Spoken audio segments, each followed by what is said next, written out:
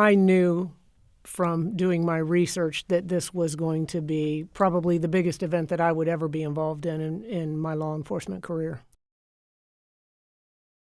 I have seen people say, well, we've hosted a Super Bowl. We deal with Gasparilla every year, so we should be able to handle this. What makes this national political convention so unique from a law enforcement perspective?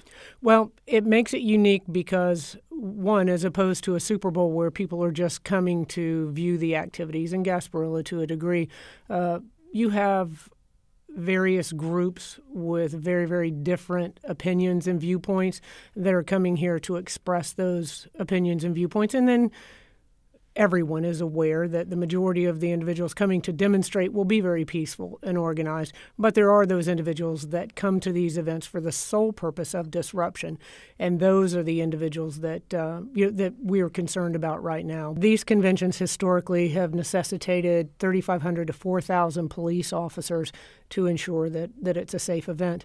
Now, we have in the Tampa Police Department just over 1,000. The Sheriff's Office has about 1,200. And then we have our partners in Pinellas County, St. Pete, Clearwater, Lakeland that are going to be coming and assisting us as well. But we will be getting law enforcement resources from as far south as down in the Miami area and then up north as well. Are all of your officers trained for what they might be facing from this element that would be here to try to disrupt? Yes. Everyone is going through lengthy and in-depth crowd management training. Can that training bring an officer to a level that they can withstand what we've seen in terms of the amount of abuse they might be taking based on other events, Chicago recently? We will prepare them for that element that will ratchet it up. That's what they want. Their intent is to provoke the officers. So that is what the heart of what our training is aimed at. At past conventions and at this convention, over time there has developed, an area for protesters to gather. And so they within sight of the convention. Correct. So that their voices can be heard. It's part, I'm sure, of an effort to try to contain things to a certain extent. Recently, we've been reading that Occupy Tampa, for instance, has said we're not going to go there. We're going to do things elsewhere.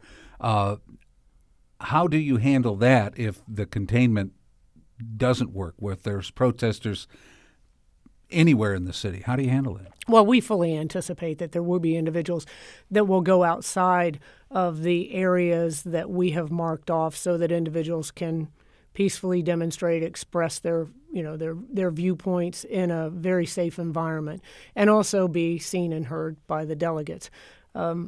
We believe that the majority of the individuals will go to those, but we have no doubt that there will be other individuals that will go to separate locations.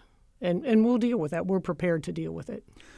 When you say we're prepared, how do you handle a crowd that gets violent? What is the plan? Do you do mass arrests? Do you try to divert the crowd in another direction? Do you try to break it up? What have you learned so far from other police chiefs who've dealt with this? The key is prevention, to prevent anything from becoming violent, to be able to respond very quickly, which is something that we have been doing over the years. That's one of the reasons that our crime has been reduced so dramatically in the city of Tampa, is because there's a sense of urgency. And we will respond to any acts of violence in a very, very quick fashion, surgically remove those individuals so that the rest of the group can continue to demonstrate peacefully.